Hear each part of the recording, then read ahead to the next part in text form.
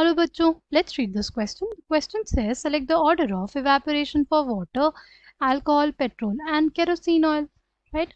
Options are given to us. The key concept for this question is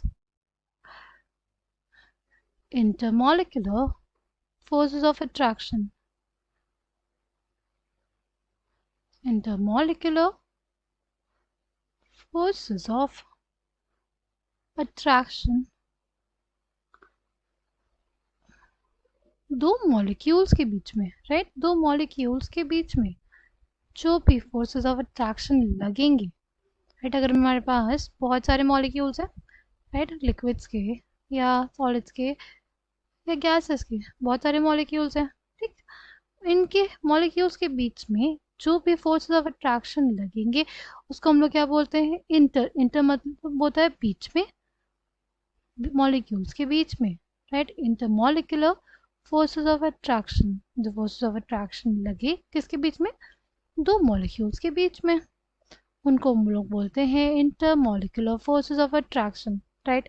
जितना ज़्यादा होगा, अगर इंटरमॉलिक्यूलर फोर्सेस ऑफ अट्रैक्शन ज़्यादा हुआ तो वो पार्टिकल जो है वो सेम स्टेट में रहना पसंद करेगा, राइट, वो सेम स्टेट में ही रहेगा।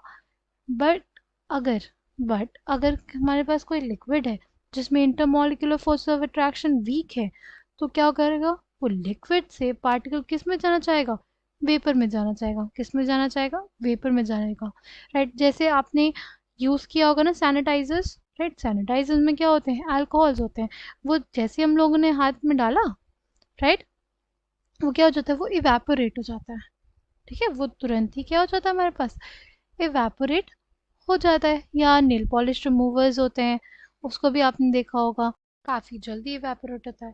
बट अगर बात करते हैं वाटर की, वाटर को हमें छोड़ना पड़ेगा कुछ टाइम तक, तभी हमारे पास क्या होगा, वाटर इवेपोरेट होगा।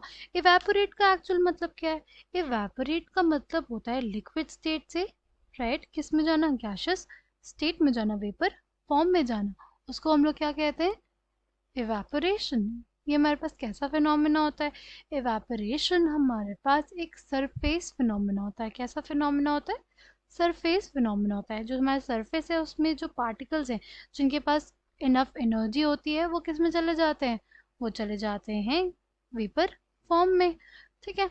अगर बात करें जो हमें लिक्विड्स दिए गए हैं, अल्कोहल, पेट्रोल, केरोसिन, ऑयल और वाटर, ठीक, जो केरोसिन ऑयल होता है वो जल्दी इवेपोरेट नहीं होता, क्योंकि उसके बीच में जो इंटरमॉलिक्यूलर फोर्सेस ऑफ अट्रैक्शन होते हैं वो बहुत ही ज़्यादा होते हैं, राइट। उसके जो पार्टिकल्स हैं उनमें इंटरमॉलिक्यूलर फोर्सेस ऑफ अट्रैक्शन बहुत ज़्यादा होने की वजह से वो जल्दी इवेपोरेट नहीं होता, राइट। उससे जल्दी इवेपोरेट कौन हो जाएगा, उससे जल्दी इवेपोरेट हो जाता है वाटर, ठीक है। वाटर को अगर हम एक दिन तक छोड़ दें, राइट, एक कटोरी ले लें, उसको हम लोग ऐसे ही एटमॉस्फेयर में रख दें, तो हम लोग देखेंगे कि जो हमने पानी जितना लिया था उससे कम पानी हमें देखने को मिलेगा, ठीक है। ये हमने बर्तन लिया, इसमें इतना पानी रख दिया, ठीक। अब एक दिन बाद अगर देखेंगे तो इसमें जो पानी होगा वो क्या हो जाएगा, वो कम हो जाएगा, उसका लेवल क्या हो जाएगा, उसका लेवल कम हो जाएगा। पहला क्या था लेवल, पहला इतना लेवल था, अब देख रहे हो कितना लेवल बच गया, सिर्फ इतना बचा गया। तो ये हमारे पास क्या हो गया, ये हमारे पास इतना पानी जो है वो क्या हो गया, इवेपोरेट हो गया, किस में बदल गया, वेपर में बदल गया, ठीक है। अगर बात करते हैं पेट्रोल की, पेट्रोल भी हमारे पास क्या होता है, बहुत ही जल्दी वेपर स्टेट में जाता है, राइट, वाटर से ज़्यादा जल्दी जाता है। और अल्कोहल जो होता है वो सबसे ज़्यादा जल्दी जाता है, क्योंकि उसके पार्टिकल्स के बीच में इंटरमॉलिक्यूलर फोर्सेस ऑफ अट्रैक्शन जो होंगे वो सबसे वीक होंगे तो अल्कोहल किस में जल्दी से बदल जाएगा, वो बदल जाएगा हमारे पास वेपर में। अगर वेपर में जल्दी बदल गया तो रेट ऑफ इवेपोरेशन उसके लिए सबसे ज़्यादा हो जाएगा। तो correct answer for this question will be option B, alcohol में सबसे ज़्यादा, फिर पेट्रोल का, फिर वाटर का और फिर केरोसिन ऑयल का। I hope you understood it well, thank you, all the best.